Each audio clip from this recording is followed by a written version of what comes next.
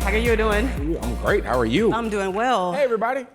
Y'all are up early. This is a lively crowd. Y'all look great. We got the music going, Yes. and it's a great day, great weather. So, all right. So, first, Courtney, what exactly is a chief of staff? What exactly does that position entail? I'm still trying to figure it out.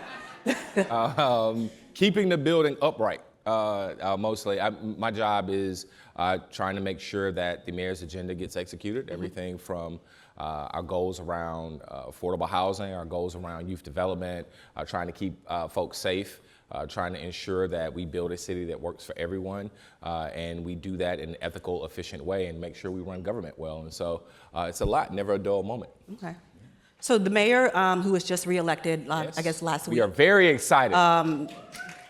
Mainly because that means I get to keep my job. But Well, the mayor, Andre Dickens, has a goal of creating or preserving 20,000 affordable housing units by 2030. Where is the city positioned? Where is the status of the city in that goal, and what parts of the city that you all are looking at that have not seen that investment yet? Yes. So to date, we have either delivered or in the process of delivery, in the process of construction, 12,000 units of affordable housing in less than 4 years. That puts us ahead of schedule for our 20,000 unit goal. That goal is, an 8-year period, and so we're ahead of schedule. So we're super excited about that. But what we also know, and I think it was just mentioned, is that there are a number of people who are going to move to the city. 1.8 million people are going to move to Atlanta by 2050. They can't. I love that level of growth, Metro Atlanta, but they can't all live in Midtown or Buckhead. And what that ultimately means is that we have to create balanced growth throughout the city. We have to invest in neighborhoods that have been candidly left behind for one reason or another. And so we're looking at the south and west sides of the city to ensure that those neighborhoods are able to attract people, that they have the level of amenity that anybody would want, and do it in a way that holds on to legacy residents. And so we launched a neighborhood reinvestment initiative that is designed to do just that.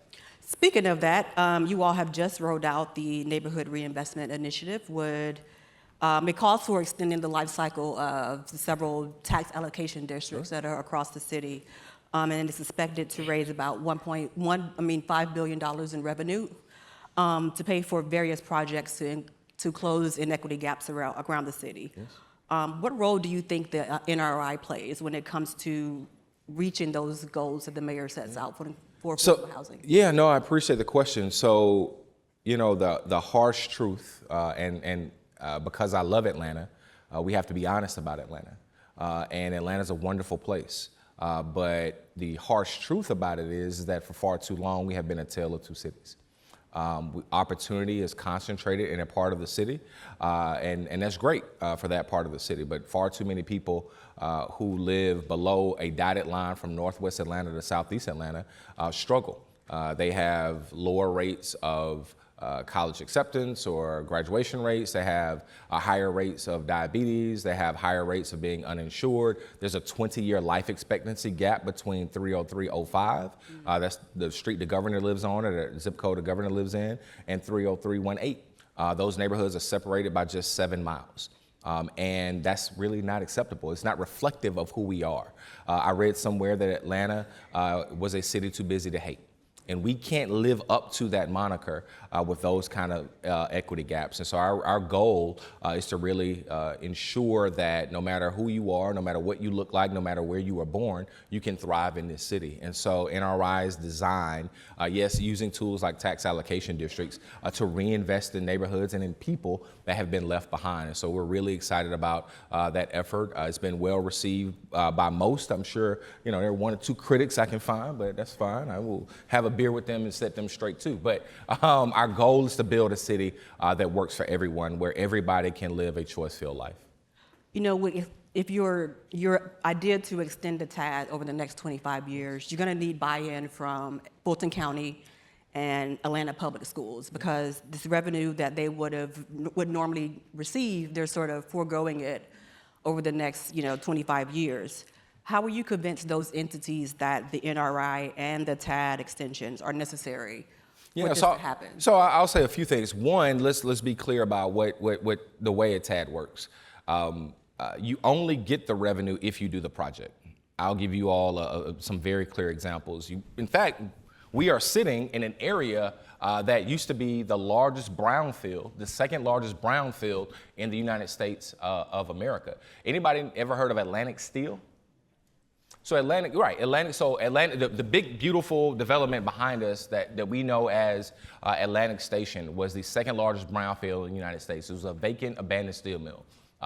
This entire area, actually, because of that steel mill, wasn't that great. Let me just say it that way. And it was producing right around $30,000 in tax revenue a year, is really holding the community back. And so we put a TAD on that area, and now we sit here, right? And Atlantic Station is what it is, and it has unlocked the West Side. The point I'm ultimately making is it's not you only get the revenue if you do the project. It's not a foregone conclusion that the revenue actually exists. And so that's number one. That's just, I'm sorry, I'm a teacher. Forgive me. I know it's early and that's really heady, policy, wonky stuff. But it's not like the revenue does not exist if the project doesn't get done. And the project doesn't get done unless you actually deploy the tool like a TAD. So that's number one. Number two, our conversation with APS has been great. It's really straightforward. APS has a 30% mobility rate, meaning 30% of the kids are going to move at least one time in a given school year on average across the district. In the lowest performing schools inside of the school district, that number jumps as high as 60%.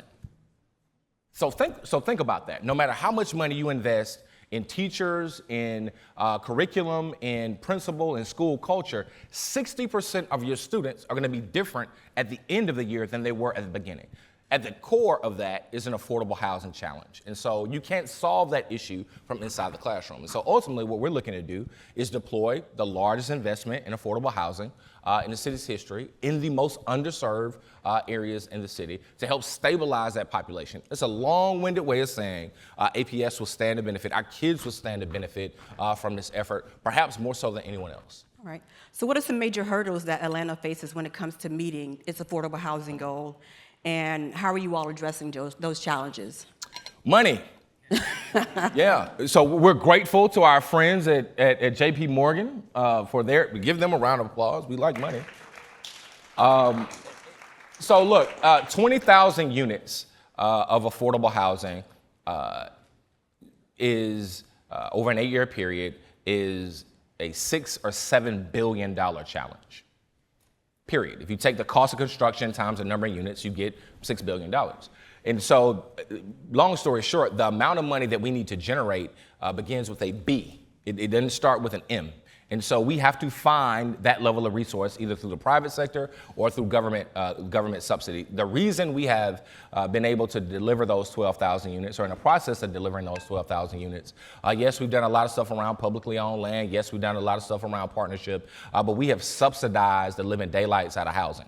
We've supercharged the system, and now we need more money. And so the biggest challenge, candidly, that we face is we have to find access to additional resources. And so what the TAD extension represents is a $1.5 billion opportunity for us to inject into the housing system to accommodate those 1.8 million people who are going to move to the metro area, or the 200,000 people who are going to move to the city of Atlanta proper in the next 10 years or so. So we need resources. And so dig in your pockets and you can hand the money straight to me on the way out the door. Oh my God. Hilarious. An Atlanta Regional Commission report released earlier this year shows that Metro Atlanta alone lost more than 230,000 low to moderately priced housing units between 2018 and 2023. Mm-hmm. How will Atlanta make sure its affordable housing goals will reach people across a variety of affordability spectrums, not just people who make 70% of the AMI, people who make, I guess, on the lower end as well. Yeah, so the long and short of it is that we need housing up and down the economic spectrum. Our goal is to build housing that works for people who are unsheltered, works for the folks who are in what we call the missing middle, and works for folks who are on the upper end of the economic spectrum. Really, we're trying to build communities where the principal, the teacher, and the bus driver can all live in the same place. That's the ideal scenario. And so the developments, the 55 or so projects that we have worked on or incentivized since the mayor has taken office are designed in that way. We launched the mayor's Rapid Housing Initiative. I know Catherine's going to come up here later to talk about our efforts to house the unsheltered folks. We count that initiative was designed to house all 500 unsheltered folks who are living in downtown Atlanta by the end of, or build enough housing by the end of this year. We're proud to say that we have built or in the process of building or acquiring 534 units. So we actually have exceeded that goal. Anybody ever heard of the Melody? So the Melody is a 42 unit complex that was devised from old shipping containers. It was delivered in like 5 months. If you walk across the street, you walk out this nice facility, you go across the street. Version 2 of the Melody is on its way. It's going to break ground. We're going to cut the ribbon on that by the end of the year. It's called Waterworks. It'll be 100 units of housing. And so you will, all for the unsheltered population, complete with wraparound services. And so you'll consistently see us do that time and time again. This actually leads into my next question and my final question. How would all this look like over the next 4 years? We're talking about, ideas and, visions and whatnot. What should we expect to see over the next 4 years? Yeah, you're going to see us accelerate housing. You're going to see us, we are not slowing down. The mayor's in no ways tired, as the church folks say. In fact, you're going to see us lean in really, really powerful ways. My wife is here, who's also the chief of staff for Atlanta Housing, and they do phenomenal work. Wave at her. Got to say that. Got to be able to go home.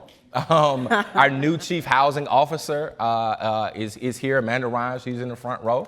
So she's going to be in charge of making sure we get housing out of the ground. The chair of the Atlanta Urban Development Corporation is here. Shani, wave your hand.